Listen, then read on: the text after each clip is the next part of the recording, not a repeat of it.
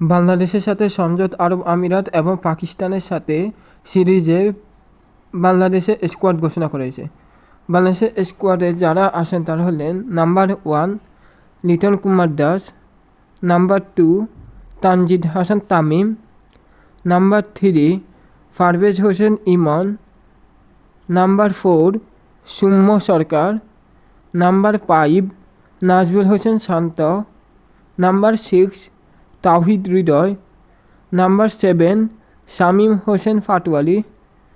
Number 8 Jaker Ali Anik, number 9 Rishad Hossain, number 10 Sheikh Mehedi Hasan, number 11 Tanvir Islam, number 12 Mustafizur Rahman,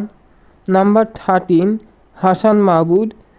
number 14 Tanzim Hasan Sakib, number 15 Nahid Rana, number 16 Shariful Islam.